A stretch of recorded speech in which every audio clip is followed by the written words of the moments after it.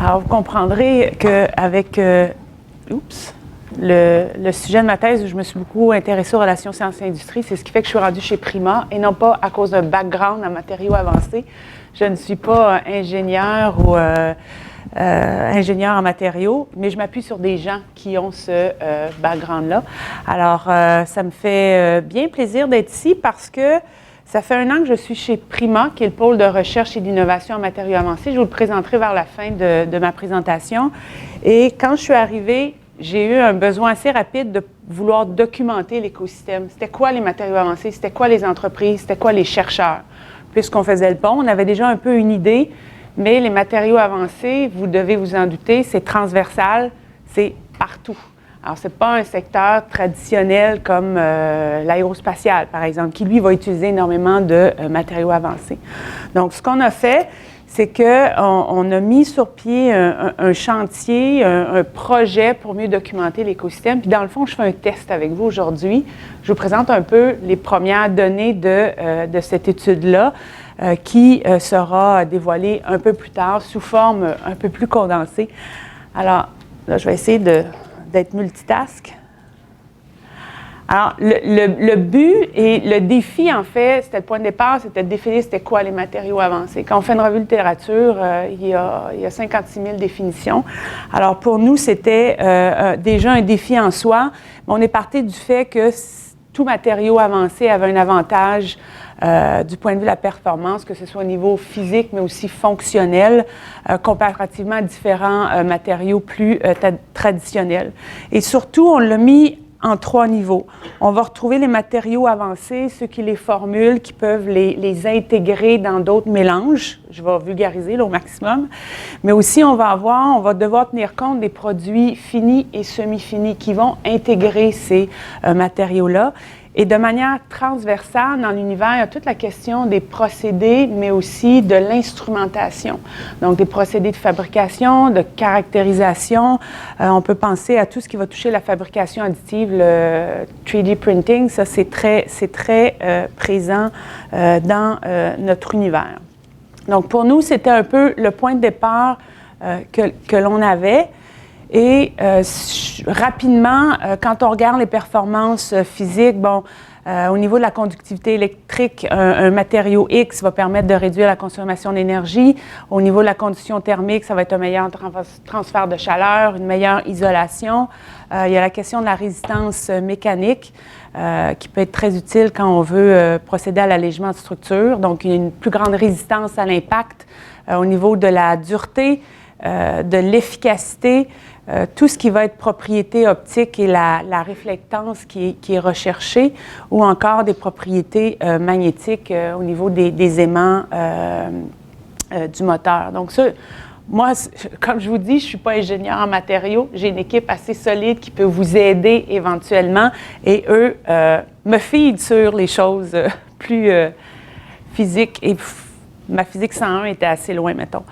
Alors, au niveau des performances fonctionnelles, on va revoir, on fait allusion au revêtement anti-glace, des matériaux qui vont être hydrophobes, des matériaux qui seront, à l'inverse, super absorbants, des matériaux auto-réparants. Pensez à votre iPhone, je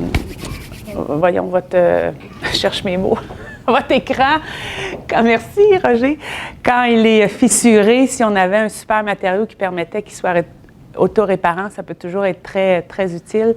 Des verres à polarisation ajustable, des matériaux qui vont être soit biodégradables ou encore biocompatibles. Biocompatibles, c'est peut-être moins le point ici, mais des prothèses pour le corps humain, par exemple. Des revêtements antimicrobiens, puis il y a aussi la question de matériaux qui sont imperméables. Alors ça aussi, ce sont des fonctionnalités que l'on peut retrouver dans différents matériaux. Au-delà de la performance, qu'elle soit physique, fonctionnelle, comme je disais, les matériaux sont partout. Ils sont destinés, mais pas de manière exclusive, à différents marchés. Nous, on a ciblé certains secteurs d'implication, l'énergie, évidemment, le transport, l'environnement, la santé, l'alimentation, la construction. La construction, souvent, ce n'est pas un réflexe, mais la possibilité, le potentiel pour les matériaux est très important. Tout ce qui va être les produits de consommation, Le secteur de la défense, la sécurité, c'est un secteur qui, de plus en plus, va utiliser les matériaux avancés. On a souvent peu d'informations, c'est quand même assez... la notion de secret est très forte. Et toute la question du numérique, il suffit de penser à tout ce qui est capteur, senseur, transmission de données, tout ça, c'est des matériaux avancés et pour lesquels il y a un potentiel très important. Très rapidement, je sais que c'est petit, je m'en excuse, mais matériaux avancés, on va avoir des nanomatériaux, des polymères, des fibres naturelles ou encore des fibres haute performance. Vases céramiques aussi peuvent avoir un avantage supérieur. Des matériaux de bioingénierie, composites, les semi-conducteurs, toute la question des revêtements aussi, des enduits, des couches minces, des membranes, tout ça. C'est pas exhaustif, c'est clair. Nous, on s'est basé aussi sur le tissu industriel du Québec pour mieux refléter ce que l'on avait au niveau des développeurs de matériaux avancés. Toute la question des produits semi-finis, je vous parlais beaucoup des capteurs, les textiles techniques aussi, les composantes de transport, prothèses, écomatériaux, etc. Et évidemment, je vous ai parlé des procédés. Alors ça, c'est un peu l'univers et la façon dont on a choisi de définir le secteur qui est le nôtre. Je vous parlais d'une étude. On s'est dit, pour bien comprendre les matériaux avancés, on s'est dit qu'aussi, il y avait des grandes tendances de fond qui allaient, dans le fond, contribuer à stimuler la demande. On voulait un peu savoir lesquelles. Je ne vous apprends rien, tout ce qui va toucher le changement climatique, protection de l'environnement, la question de la quantité limitée d'eau, toute la question des ressources naturelles limitées, qui va créer aussi une certaine volatilité au niveau des prix, le secteur de l'agroalimentaire, la santé, la démographie aussi, l'aspect de l'importance de la technologie dans nos vies au quotidien. Votre iPhone, bien, c'est plein de matériaux avancés. Et surtout, le fait de... La démographie, le développement économique aussi va créer aussi une forte demande au niveau de l'énergie. Puis c'est un peu ce volet-là, cette tendance-là, si je peux dire, que je voulais creuser sommairement avec vous. Alors, on sait qu'il y a des besoins croissants et si on va un petit peu plus loin, puis on fait un zoom sur l'importance des énergies renouvelables pour répondre à cette demande-là, mais aussi la question de l'efficacité énergétique. Au niveau des énergies renouvelables, c'est clair qu'il va y avoir des enjeux associés au niveau de la production intermittente variable ou encore le stockage d'énergie. Les matériaux peuvent y répondre. Au niveau de l'efficacité énergétique, c'est clair qu'il va falloir toujours être à la recherche d'une optimisation puis de la récupération d'énergie. Ça, c'est clair que ce soit au niveau industriel, résidentiel, mais aussi au niveau du transport. Si on regarde un petit peu plus loin, au niveau de l'énergie, puisque ce qu'on a essayé de faire, c'est que, par exemple, au niveau du soutien de l'amélioration des modes de production d'énergie alternatifs, il y a différents marchés qui correspondent. Si on pense aux équipements et les matériaux utilisés pour la production d'énergie, le solaire, bien, on va voir que des polymères conducteurs peuvent être utiles. Au niveau des éoliennes, il va y avoir les composites pour des pales. Bref, ce n'est pas nécessairement une association directe entre les marchés et les matériaux, mais ça vous donne quand même une idée des marchés et de ce qui peut être allé rechercher. Par exemple, les catalyseurs, les électrolyseurs pour la production de carburant, bien, toute la question des nanomatériaux pour construire ces catalyseurs-là sont importants. Pardon. Les membranes plus ioniques, si je me réfère à mes notes, vous m'excuserez, comme je vous disais, je n'ai pas le background, vont être très utiles pour les batteries. Donc, tout ça, c'est des exemples. Si on va un petit peu plus loin, au niveau de la gestion de l'intermittence et de la variabilité, stockage d'énergie, bon, toute la question des batteries, évidemment, les polymères, les biomembranes, les aérogels sont importants. La question de la supercapacité aussi, qui va permettre de libérer beaucoup plus rapidement l'énergie. Les matériaux pour le stockage des carburants aussi.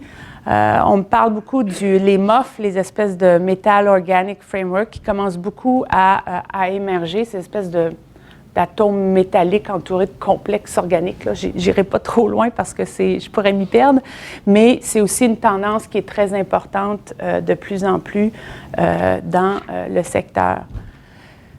Si on regarde au niveau du transport de l'énergie, des carburants alternatifs, évidemment, bon, différents matériaux pour les lignes, pour les pipelines, les réservoirs. On va penser aux céramiques, différents alliages. Pour des matériaux supraconducteurs, il y a toute la question aussi des nano-enduits, des surfaces résistantes à la corrosion. C'est important.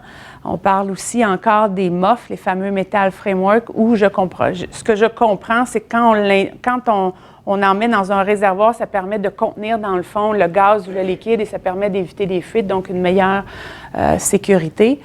Alors, ça, c'est sur ce volet-là. Je vais peut-être un peu vite parce que vous aurez compris que je ne maîtrise pas ces secteurs-là, mais en même temps, ma présentation sera disponible, puis comme je vous disais, on a des gens dans l'équipe qui, eux, sont là pour aider à creuser davantage. Si on regarde au niveau de l'amélioration de l'efficacité des transports, évidemment, il y a toute la question de l'allègement des composantes véhiculaires.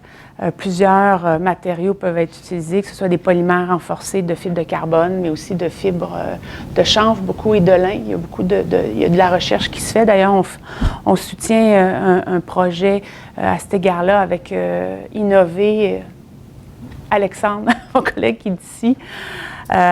Également, différents procédés qui permettent justement d'être plus économiquement technologie viable pour la production de fibres de carbone également. Ça aussi, c'est dans la cour.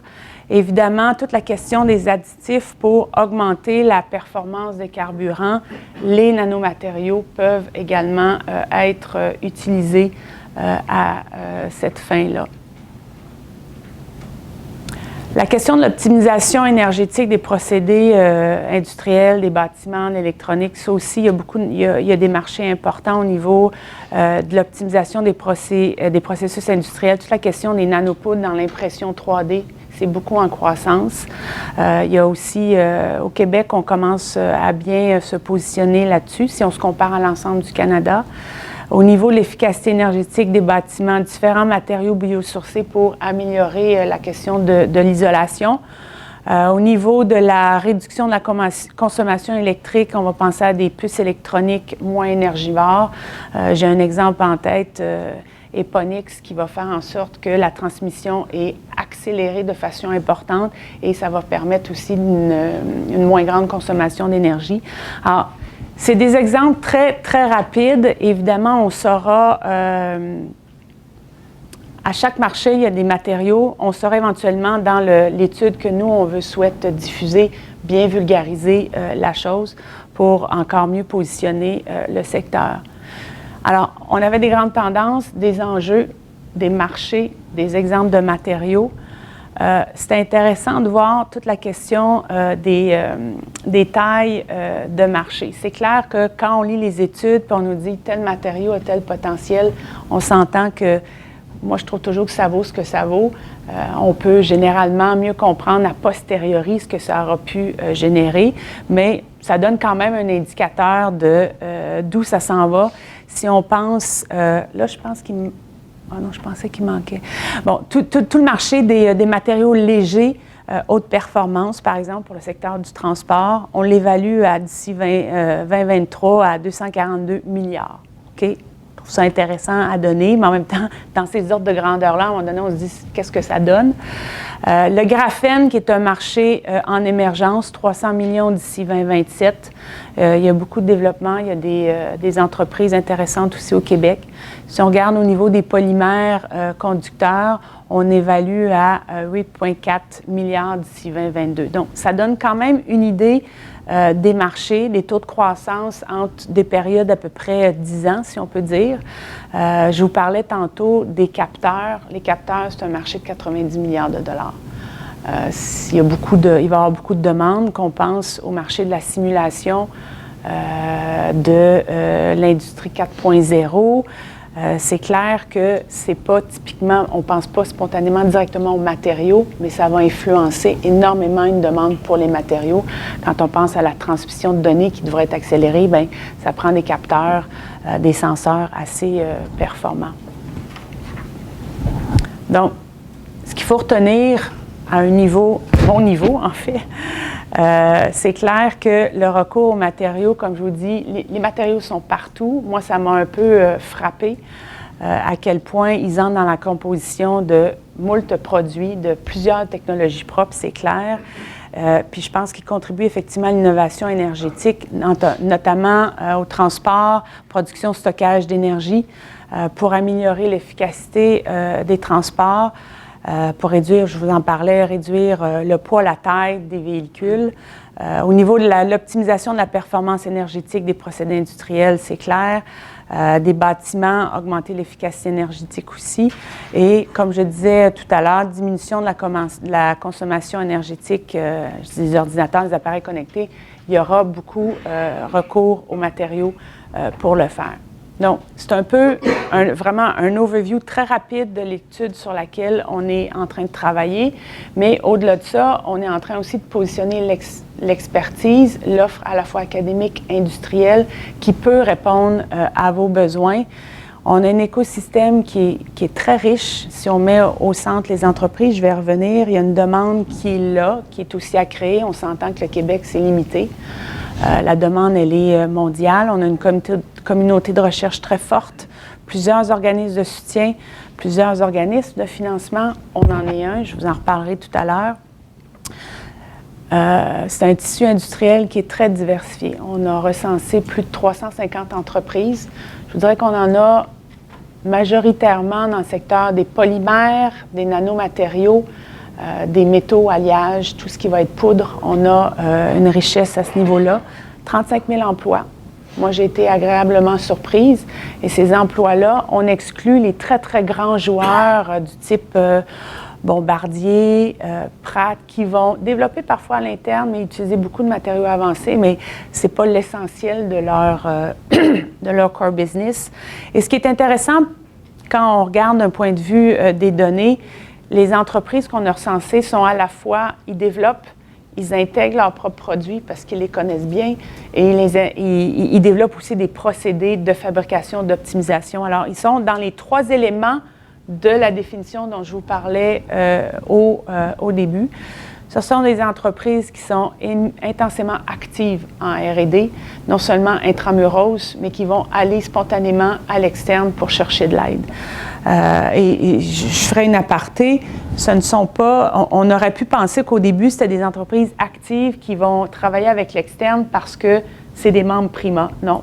On s'est rendu compte qu'il n'y a pas de billets dans notre base de données puisque l'écosystème, nous, on n'a pas 350 membres, loin de là, mais au moins, c'est vraiment le portrait des entreprises totales.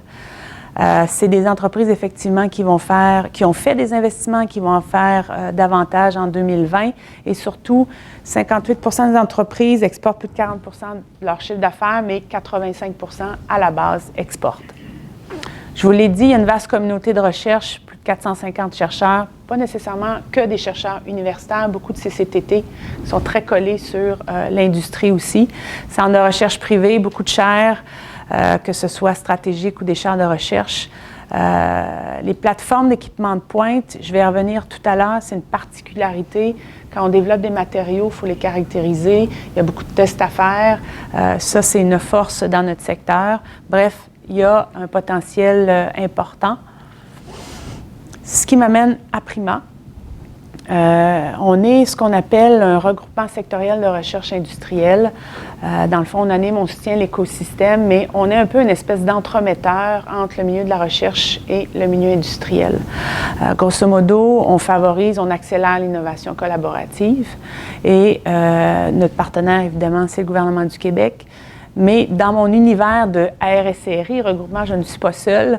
On est plusieurs. Alexandre, ici, mon collègue de chez Innovi en énergie électrique. Il y en a dans le médicament, l'aluminium, le CRIAC, que vous avez probablement, on l'entend beaucoup. Cribic, Prompt, Antique, Critem en transformation métallique, Medtech dans technologie médicale. Bref, on est plusieurs à travailler ensemble et à justement favoriser l'innovation et les maillages recherche-industrie. Et là, j'ouvre une porte. Souvent, on dit « Ah, ça ne marche pas de travailler avec le milieu de la recherche. » Pas toujours facile, on s'entend. C'est pas les mêmes langages, le même échéancier, mais généralement, je peux vous dire que ce que nous, on a vu, ça se passe bien. On s'organise pour faire des bons matchs. La question de la confiance, du relationnel, ça fait toute la différence. Voilà. Et comme regroupement, tout comme mon collègue ici de chez Innover, on finance des projets de recherche-industrie. De notre côté, on a 2 appels à projets par année. On va financer des projets au niveau, selon qu'ils soient du TRL. Je ne sais pas si vous êtes familier, Technology Readiness Level. Premier TRL 1-3, donc ça va du principe de base jusqu'à la preuve expérimentale.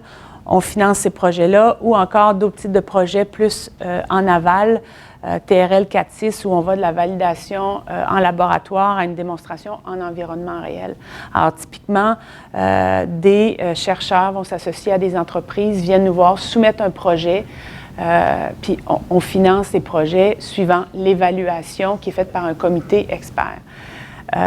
Mais juste une question, qui a entendu parler de CRIAC, de PRIMA, de PROMPT ici? Alors, ça fait juste confirmer une chose, Alexandre, on est tellement méconnus et je dirais pas, je peux pas dire que c'est de l'argent facile, il y a une réduction de compte, il y a un dossier à monter, mais en même temps, c'est une subvention qui est intéressante pour vous permettre de développer vos produits et les amener ailleurs. Alors, je pense que c'est important, ça, d'insister là-dessus.